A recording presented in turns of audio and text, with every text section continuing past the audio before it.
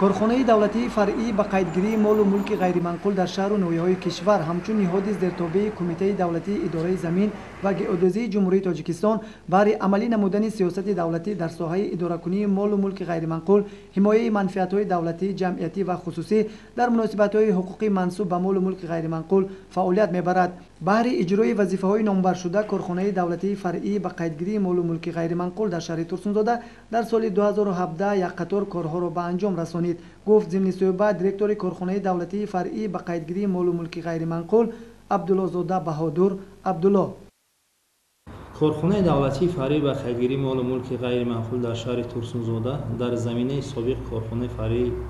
ба қайдгирии техникии шаҳри Турсунзода ва корхонаи давлатии фаръии заминсоз дар шаҳри Турсунзода дар асоси фармони муассис таъсис дода шуда аз 15 январи соли 2015 ҳамчун корхонаи алоҳида фаъолият карда истодааст. дар асоси қарори ҳукумати ҷумҳурии Тоҷикистон аз 2 июли соли 2015 таҳти рақами 432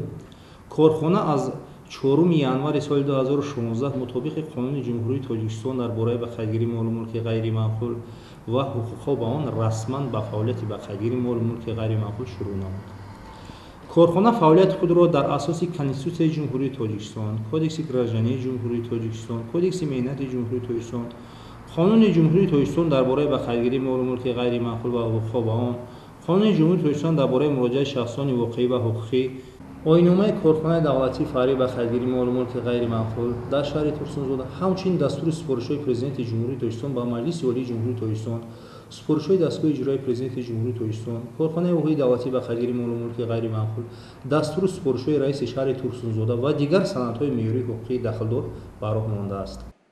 бо мақсади ба қайдгирии молу мулки ғайриманқул асосан амалӣ намудани сиёсати давлатӣ дар соҳаи идоракунии молу мулки ғайриманқул, андозбандии молу мулки ғайриманқул, ҳимояи манфиатҳои давлатӣ, ҷамъиятӣ ва хусусӣ дар муносибатҳои ҳуқуқӣ ба молу мулки ғайриманқул алоқаманд, назорати давлатии истифода ва ҳифзи молу мулки ғайриманқул, таъмин намудани маълумот ба мақомоти давлатӣ, аз ҷумла ба мақомоти андоз, омор, сармоягузорон ва дигар иҷрокунандагони молу мулки ғайриманқул мебошад.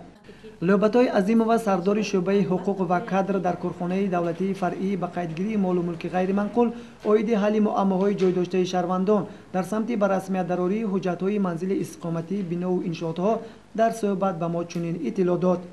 аз фурсати муносиб истифода бурда ман муроҷиат мекардам ба шаҳрвандони шаҳри азизам ки ҳуҷҷатгузорӣ кардан ба тариқи қонунӣ имрӯз талаби замон шудааст. агар фарз кардем бино ё иншоот ба тариқи қонунӣ ҳуҷҷатгузорӣ накарда бошад ин ягон ва аз қайди давлатӣ нагузашта бошад, ин ягон оқибати ҳуқуқиро ба вуҷуд оварда наметавонад. барои ҳаминам муроҷиат карда даъват мекардам ки саривақт манзилҳои истиқоматии худро, дигар бинову иншоотҳои худро, қитъаҳои замин назди ҳавлигӣ ва дигар қитъаҳои замин